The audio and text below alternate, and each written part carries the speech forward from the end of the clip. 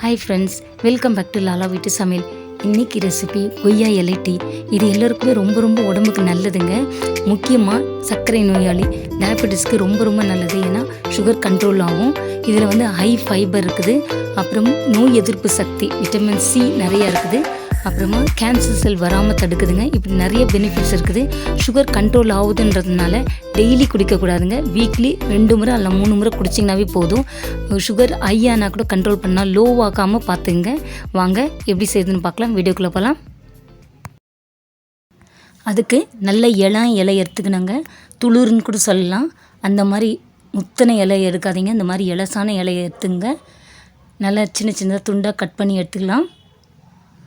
இப்போ அது கூட மிளகு, சீரகம், வெந்தயம். மிளகு எதுக்கு எடுக்கணும்னா, இது கோல்டுன்றதுனால கொஞ்சம் கோல்டு பிடிக்காமல் இருக்கிறதுக்காக மிளகு, சீரகம் ரொம்ப உடம்புக்கு நல்லது.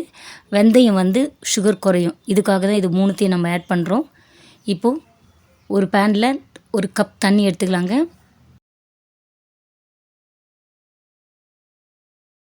இது ஒருத்தருக்கு போதுமானதுங்க. இந்த கப்பில் பாதி கப்பு அளவு சுண்டணும். அந்த தண்ணி ரிடியூஸ் ஆகணும். ரொம்ப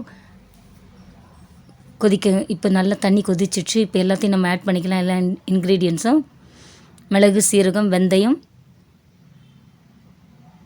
கொய்யா இலை எல்லாத்தையும் ஆட் பண்ணிக்கலாங்க. நல்லா கொதிக்கிட்டங்க. நல்லா அந்த பாதி வரணும். அந்த தண்ணி பாதிக்கு பாதி குறையணும். அந்த அளவுக்கு நல்லா கொதிக்கணுங்க. கொஞ்சம் மீடியம் ஃப்ளேமில் வச்சிங்க.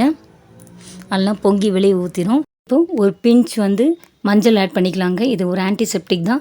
எந்த காயோ எது இருந்தாலும் இந்த எதனா சின்ன பூச்சிங்க இருந்தால் கூட போயிடும். இது நல்லா கொதிக்கணுங்க. பாதிக்கு பாதி சுண்டணும்.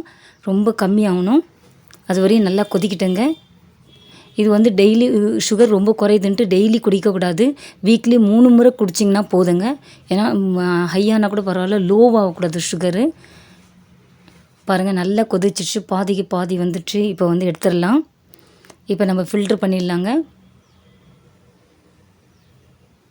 உடம்புக்கு ரொம்ப நல்லதுங்க. இதை சுகர் பேஷண்ட்டு மட்டும் இல்லை, மற்றவங்களும் இதை குடிக்கலாம். ரொம்ப நல்லது உடம்புக்கு. பாருங்கள், இப்போ பாதிக்கு பாதி வந்துடுச்சு பாருங்கள். ஏர்லி மார்னிங் எம்டி ஸ்டமக்கில் குடிக்கணுங்க. இது குடித்து 1/2 அன் ஹவர் கழிச்சு தாங்க காஃபி, டீயோ, பிரேக்ஃபாஸ்ட்டோ சாப்பிட்ணும். இதை வீட்டில் நீங்களும் ட்ரை பண்ணி பாருங்கள்.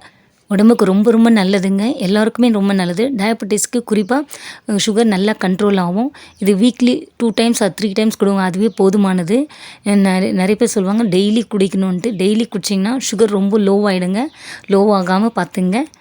இந்த வீடியோ பிடிச்சிருந்தால் லைக் பண்ணுங்கள், ஷேர் பண்ணுங்கள், சப்ஸ்கிரைப் பண்ணுங்கள். Thank you. God bless you all.